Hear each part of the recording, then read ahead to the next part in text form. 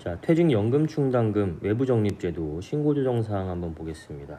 아까 우리가 결산조정사항이라고 했던 건 이제 내부적립제도였죠. 그래서 내부적으로 퇴직급여 충당금을 설정했을 때 장부에서 설정한 금액의 한도로 세법상 인정한다인데, 사실 퇴직급여 충당금의 결산조정사항은 지금은 의미가 없죠. 왜냐면은 비용 처리해봤자 전액 다 송금 불산입이 되기 때문에 지금은 의미가 없지만, 예전에는 어쨌든 장부에서 설정해 놓은 금액까지만 세법도 인정한다라는 어떤 그러한 결산조정사항이라는 제도였다. 이것만 그냥 기억하시면 됩니다. 그리고 이번에는 퇴직연금 충당금 신고조정사항이에요. 우리가 이 법인세를 초반에 공부할 때, 세무조정에 대한 내용을 공부할 때 결산조정사항과 신고조정사항을 공부를 했었죠. 그거 제가 중요하다고 말씀드렸던 이유가, 여러 가지 세무조정에서 이제 이런 게 나오기 때문에 각각에 대한 그 내용을 파악을 할 수가 있어야 돼요. 이 내용만 가지고도. 그래서 우리가 일반적으로 알고 있는 세무조정은 장부에서 수익이나 비용 처리해 놓은 것을 세법상의 입금과 송금으로 비교해 가지고 가산조정이나 차감조정을 한다라는 거잖아요. 그게 이제 우리가 알고 있는 일반적인 세무조정, 신고조정 사항입니다. 이 상한애들이 결산조정 사항이었던 거예요. 그래서 원래는 장부에 100을 계상했을 때, 장부에 비용 100을 계상했을 때 세법에서 비용이 120이라고 한다면 원래는 송금 산입 20을 이렇게 잡아야 되는데, 결산조정 사항 같은 경우에는 장부에 계상해 놓은 금액까지만 인정을 한다라는 거기 때문에 송금 산입을 할 수가 없다라는 거. 대표적인 게 뭐 이제 감가상각 충당금, 일반적인 감가상각 충당금, 그 다음에 퇴직급여 충당금, 요런 게 있었죠. 자, 이번에는 어쨌든 신고조정 사항입니다. 그래서 그냥 우리가 알고 있는 세무조정 그대로 하시면 돼요. 뭐 장부에서 계상한 것까지 인정한다 뭐 이런 건 없습니다. 자, 회사가 설정해 놓은 금액이 세법상의 한도액보다 더 크면 한도 초과액 송금불산입 유보 잡아주시면 되겠죠. 소득 처분을 유보나 마이너스 유보로 하는 이유는 당연히 부채 항목이니까 우리 자산 부채 항목은 유보나 마이너스 유보로 하는 거죠. 그 다음에 세법상 감가상각비 회사 설정액 이 같은 겁니다. 잘못 적어놨네. 세법상의 퇴직연금 충당금 회사 설정액, 장부상의 설정액과 세법상 한도액을 비교해가지고 세법상 한도액보다 덜 잡아놨다라고 한다면 더 잡으면 됩니다. 비용을 더 잡아야 되니까 송금산입 마이너스 유보 이렇게 해주시면 되겠죠. 자, 세법상 퇴직급여 충당금의 한도액 계산 어떻게 하는지 한번 보도록 하겠습니다. 동그라미 1번과 2번 둘 중에 작은 금액을 산정하시고요. 그 다음에 세법상 퇴직급여 충당금의 퇴직연금 충당금의 2월 잔액 요거 차감하시면 세법상 퇴직연금 충당금의 한도액이 산정이 되게 됩니다. 한도액 계산은 보통 사업연도가 이제 뭐 연말결산법인이라고 한다면 12월 31일자 기준으로 이러한 한도액을 설정하게 된다라는 거고요. 자, 퇴직급여 추계액 한번 보도록 할게요. 동그라미 1번의 퇴직급여 추계액에서 세법상 퇴직급여 충당금 기말 잔액을 차감하시면 동그라미 1번에 대한 결과값이 나오게 되는데, 이때 퇴직급여 추계액은 둘 중에 큰 금액으로 합니다. A가 일시 퇴직기준 퇴직급여 추계액이에요. 이 말은 해당 사업연도 종료일 현재에 재직하는 임원 직원이 모두 다 퇴직할 경우에 지급되어야 하는 퇴직급여입니다. 완전 맥스 값이 되겠죠. 그 다음에 B, 다음에 합계액으로 한다. 확정급여형 퇴직연금제도 가입자 보험수리 기준의 퇴직급여 추계액이라고 합니다.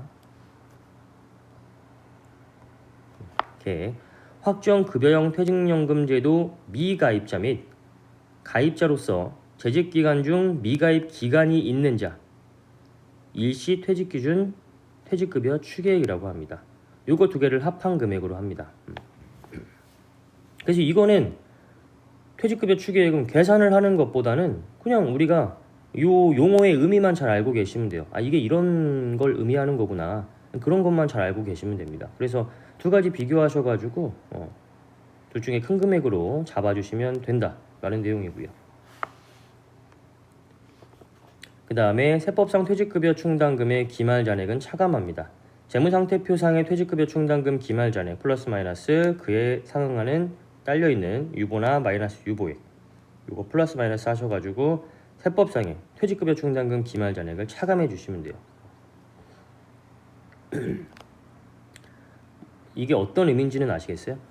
A가 더 큰 값이라고 할 때 한번 설명을 해보면, 지금 우리의 임직원이 전원 다 퇴사했을 때 내가 지급해야 하는 퇴직금, 이게 일시 퇴직 기준 퇴직급여 추계액이잖아요. 그 중에서 우리 회사 내부에 설정해 놓은 퇴직급여 충당금, 이거를 빼면 회사 외부에 설정해 놓은 퇴직연금 충당금에 대한 금액이 나오겠죠. 그걸 산정하는 거예요.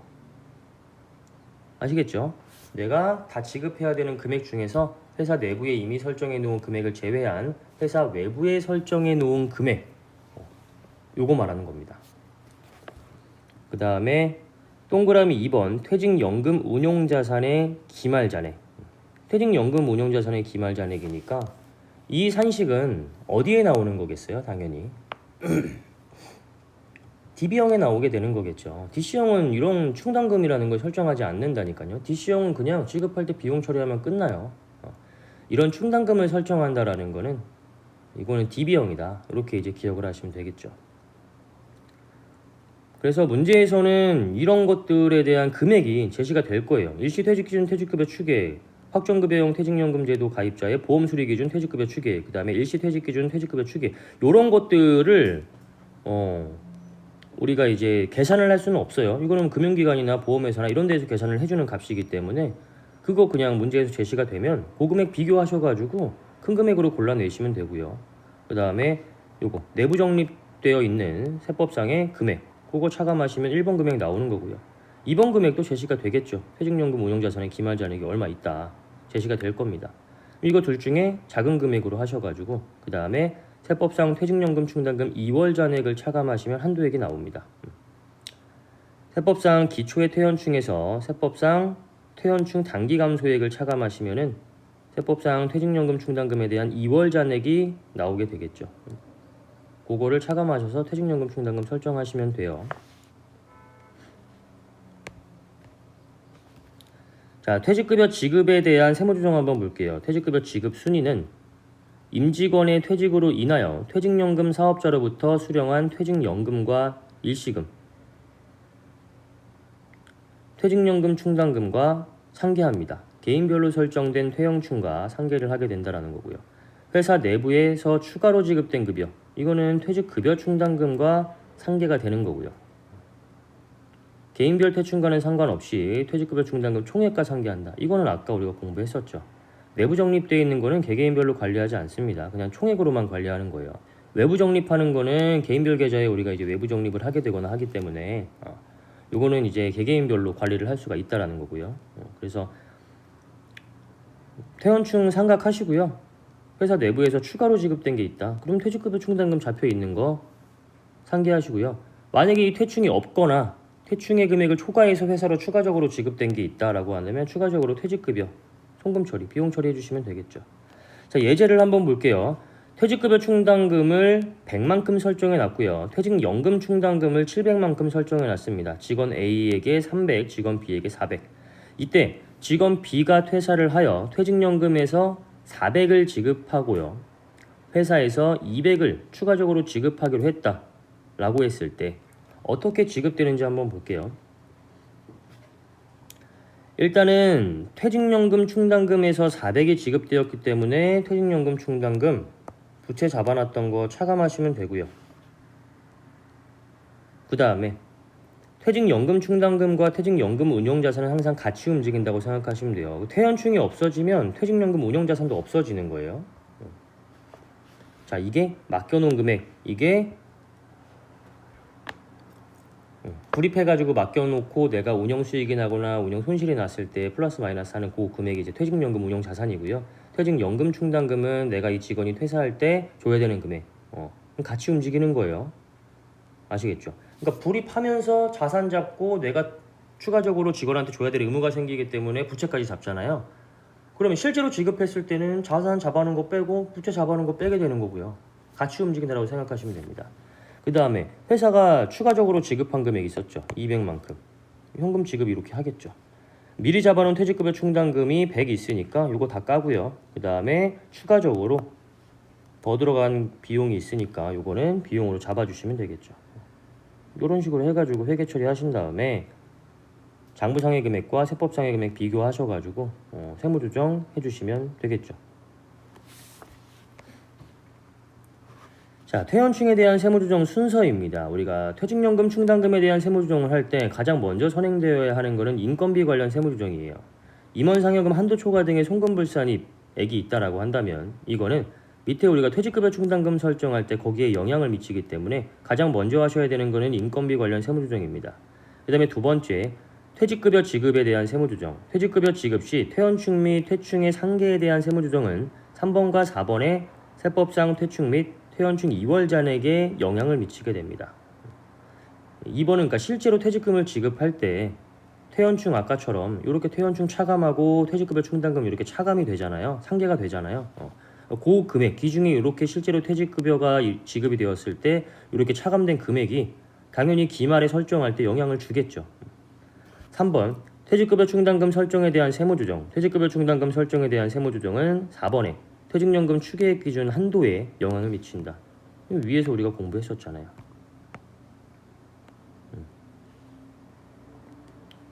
여기서 이거 차감하잖아요. 퇴직급여 충당금 기말 잔액. 그러니까 3번 먼저 설정에 대한 세무조정이 이루어져야 되고요. 그 다음에 마지막으로 퇴직연금 충당금 설정에 대한 세무조정을 해주시면 되는 겁니다.